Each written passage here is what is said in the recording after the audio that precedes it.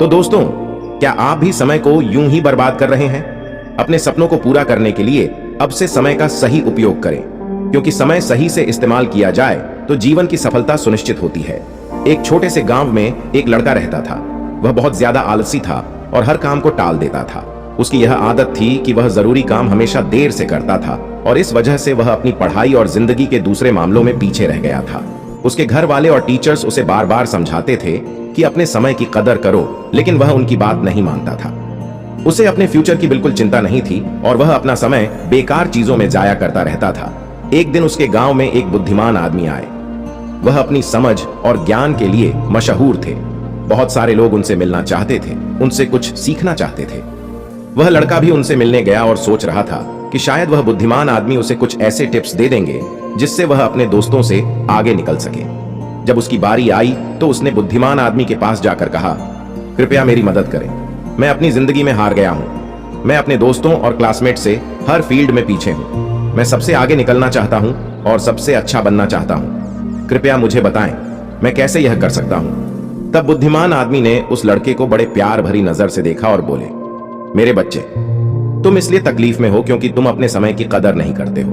तुम हमेशा काम लेट रहते हो और अपने अनमोल पल बेकार चीजों में जाया कर देते हो। चलो, मैं तुम्हें एक अच्छी कहानी सुनाता हूं जिससे तुम समय की कदर समझ पाओगे। तब लड़का बातें ध्यान से सुनने लगा।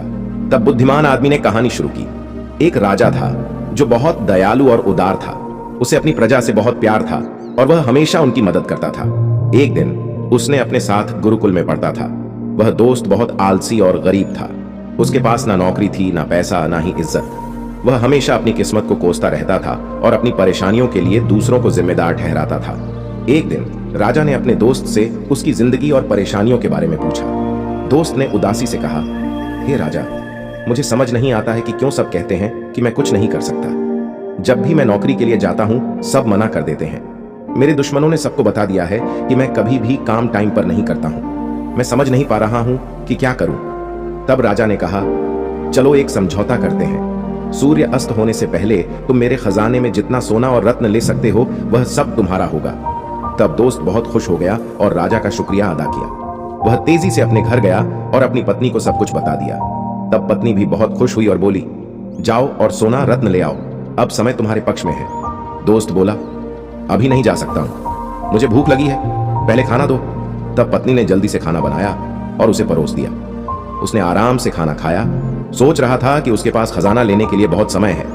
खाना खत्म करने के बाद उसको नींद आने लगी और बोला, मैं सो लेता हूं, खजाना लेने बाद में जाऊंगा। वह अपने बिस्तर पर गया और आंखें बंद कर लीं। उसने सोचा कि वह थोड़ी देर सोएगा, लेकिन वह 2 घंटे तक सोया रहा। जब उसकी नींद खुली तो दोपहर हो चुकी थी। उसने कुछ बोरियां उठाई और राजा के खजाने की तरफ चल पड़ा। रास्ते में धूप तेजी से चमक रही थी और उसे गर्मी लग रही थी। उसने सोचा कि थोड़ा पेड़ के नीचे आराम कर लेता हूं, फिर आगे बढ़ता हूं। वह पेड़ के नीचे बैठा जहां हल्की हवा चल रही थी और मौसम सुहाना था। जैसे ही वह बैठा और फिर से सो गया, वह 5 घंटे तक और सोया रहा। जब उसकी नींद खुली तो शाम हो चुकी थी और सूर्य अस्त होने वाला था। वह जल्दी से उठकर दौड़ता हुआ राजा के महल की तरफ गया, लेकिन देर हो चुकी थी। सूर्य अस्त हो चुका था और महल के गेट बंद हो चुके थे। आलसी वहीं निराश खड़ा रह गया। उसने अपना मौका खो दिया था। तब बुद्धिमान आदमी ने कहानी खत्म की और उस लड़के की तरफ देखा। वह लड़का चुप था। उसने अपनी गलती समझ ली थी और उसे अपने ऊपर शर्म आ रही थी।